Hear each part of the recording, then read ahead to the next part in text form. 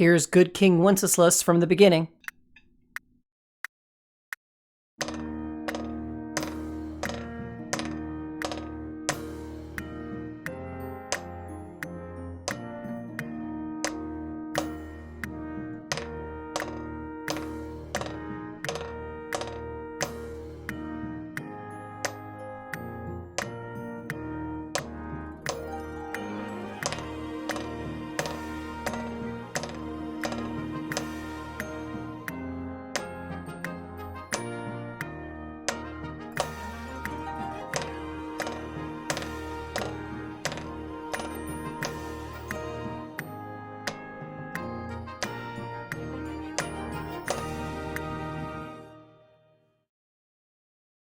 The first thing we're going to talk about is the buzz rolls.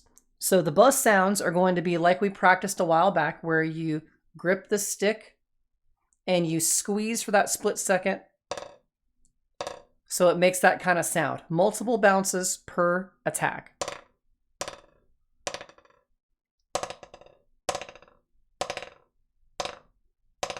If you choke too much, it'll sound like that. The goal here is to develop your ability to let that drumstick bounce for as long as it can. Apply that to every single note that has the Z on it. Every single Z is a buzz stroke, one-handed. Next thing we need to talk about is the sticking. The sticking for this song is whatever you want to make it, whatever is comfortable for you. If I were you, I would alternate to try to build your strength in each hand and try to develop some consistency between the hands. Inevitably, one of yours is going to be worse than the other, and they won't sound the same, just like mine do. And the more we do that kind of thing, the better we're going to get. Rests. When it comes to the rests in this song, make sure you observe them. Zzz, zzz, dut, rest, rest, dut. So it's going to feel like a pretty big gap between this quarter note and this next quarter note. Bzz, bzz, 3, rest, rest, hit, rest, hit, rest, hit, hit. Make sure you apply that. The next thing we talk about is the repeats. So this double dotted thing at the end of the song is called a repeat. We want to hear you play the entire song a second time, just like I performed it.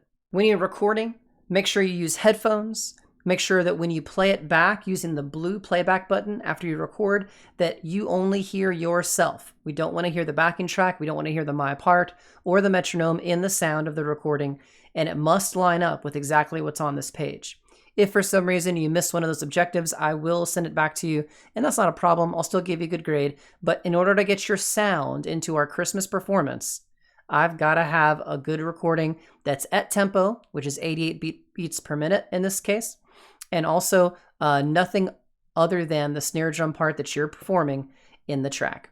Don't change the tempo of the song. 88 beats per minute is the standard. You're allowed to change the tempo to practice, but you're not allowed to change the tempo for recording. Good job. I look forward to hearing y'all play your parts. Thanks. Bye.